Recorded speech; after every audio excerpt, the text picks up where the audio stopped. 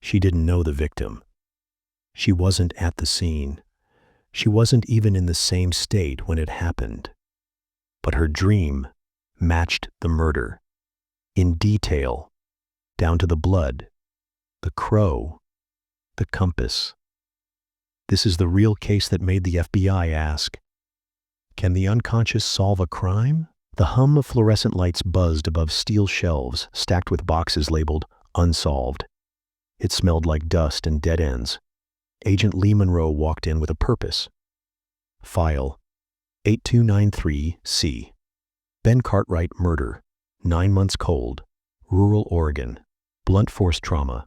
No motive, no suspects, no leads, just a body in the woods, a missing shoe, a cracked compass, and one eerie detail no one could explain, a torn page from Carl Jung's Man and His Symbols found near the scene.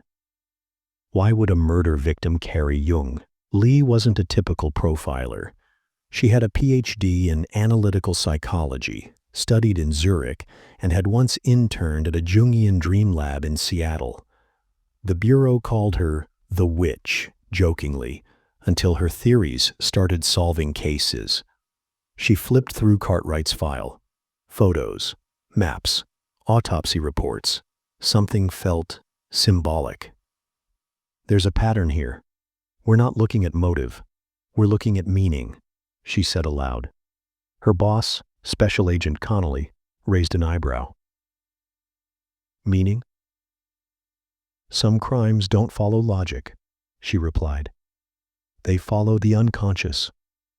3 days later, a voicemail was left on Monroe's secure line. A soft voice, trembling. My name is Maya. I live in Portland. I don't know how to say this, but I think I dreamed a murder. Monroe's instinct lit up. She called back within an hour. Maya spoke carefully. I've had this same dream 3 times. A man falls to his knees on a trail. There's blood, a compass spinning, a crow watching from a branch. Why are you calling me? Monroe asked. Because I drew it. And yesterday, my friend showed me a news article with the same photo. Same man, same compass. Maya's apartment smelled of sage and turpentine. The walls were covered in charcoal drawings, over 50 of them, each one haunting.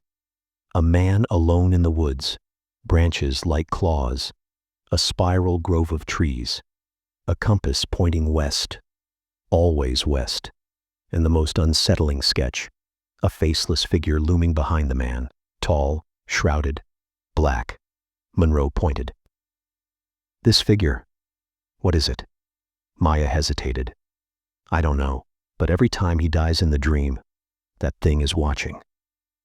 Monroe's blood chilled. She whispered. Jung called that the shadow, the repressed self. One sketch showed a crow flying over a spiral of trees. Another showed the compass broken open.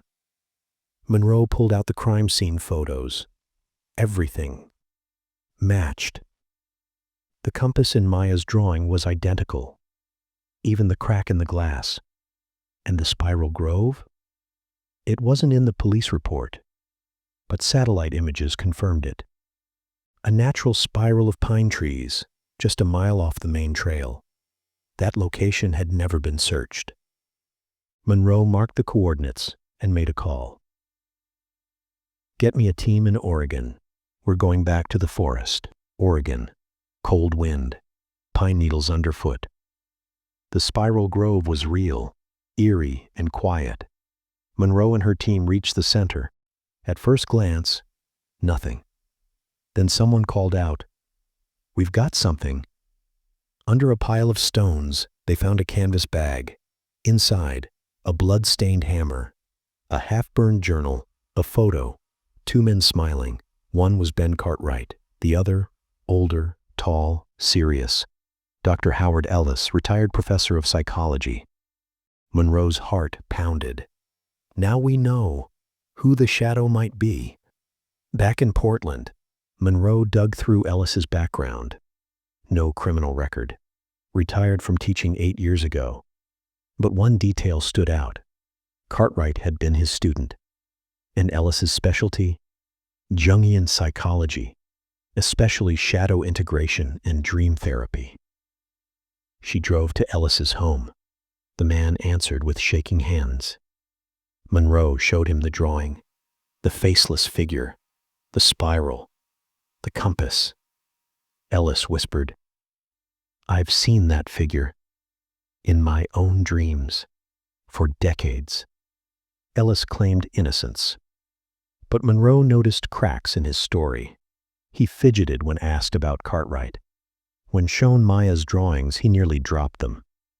"I haven't thought about this in years." "But you dreamed about it?" she asked. He looked away. "You wouldn't understand." "Try me," she said. "The dreams aren't just dreams. They're warnings." I tried to help him, but something went wrong. Monroe returned to Maya with a question. "Did you ever meet Dr. Ellis?" Maya blinked, confused. I don't think so." Monroe showed her the photo. Maya froze. "Wait, he looks like the man from my group therapy years ago. I was 19. Repressed trauma. A group she barely remembered. A man whose voice still echoed in her dreams." Monroe now knew. The dream didn't come from nowhere. It came from a forgotten memory, a truth buried in silence. The half-burned journal recovered from the Spiral Grove was now with the FBI lab. The pages that survived were disturbing. Drawings of a faceless man, cryptic entries. "He sees the shadow in me. Dreams can't lie." Cartwright crossed a line. He had to be silenced. Lee Monroe stared at the final legible line. She saw it too. The girl in the circle, she remembers nothing. But the dream, it will wake her. Lee whispered, "He's talking about Maya." Lee brought Maya in for a forensic hypnosis session. Soft music, safe space. "Let your memory float. Don't force it," the specialist said. Maya's breathing slowed. "There was a cabin in the woods, group therapy. I was young, scared. Who was there? Dr. Ellis, Ben Cartwright, others. But something went wrong." Tears rolled down her cheeks. "Ellis made us confront our shadows. We cried, we screamed. It was too much." Lee asked gently, "Did you see Ben die?" Silence. "No," Maya whispered. "But I saw what he became, and it terrified me."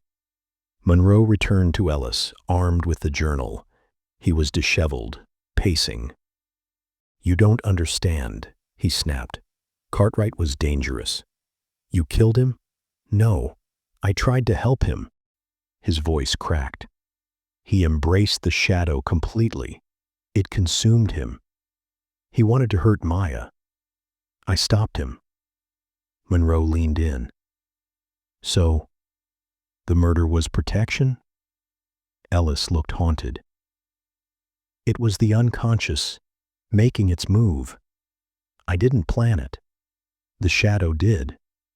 Lee met with a court psychologist. "Can dreams be admissible evidence?" she asked.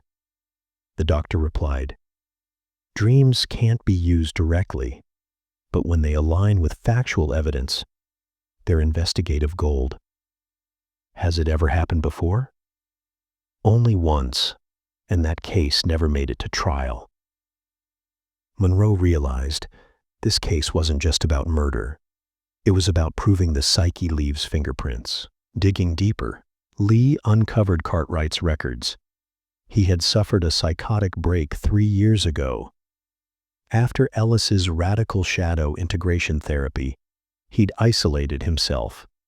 His final online journal said, "I met myself in the woods. I didn't like who I saw. I'm afraid of what I might do." Maya's dreams had picked up the symbols of his spiral descent. Literally, Lee walked back through the Spiral Grove. This time, alone. She stood at the center and closed her eyes. The silence was heavy. She imagined Maya's dreams. The crow, the shadow. Then she looked up. The spiral trees overhead formed a vortex. She whispered, "This isn't just a crime scene.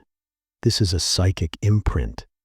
Ellis was arrested, but his lawyers claimed insanity. Dissociative state triggered by psychological collapse. The jury couldn't convict. The dream drawings, journal entries, and circumstantial evidence weren't enough. Ellis walked free, but the world watched. The case made headlines. Can dreams solve crimes? FBI agent uses Jungian psychology in cold case. Was it murder or myth? Weeks after the trial, Maya had one last dream. This time, no murder, just the forest. Ben Cartwright, standing peacefully. No shadow behind him, just light filtering through the trees. She called Lee. "He's free now, I think." "We both are," Lee replied. "Maybe the unconscious just needed someone to listen." Lee closed the case file. She wrote in her private log, "This wasn't about law. It was about meaning. The shadow doesn't hide forever, and sometimes the dream is the evidence." As she left the office, she passed the shelf of cold cases. She stopped, pulled one down, labeled Unsolved, 1987, Recurring Dream Witness. She smiled faintly. Maybe it's time to listen again. If you crave stories that dig into the hidden parts of your mind, subscribe, like, and join the journey inward. Your shadow is waiting. Are you ready to face it?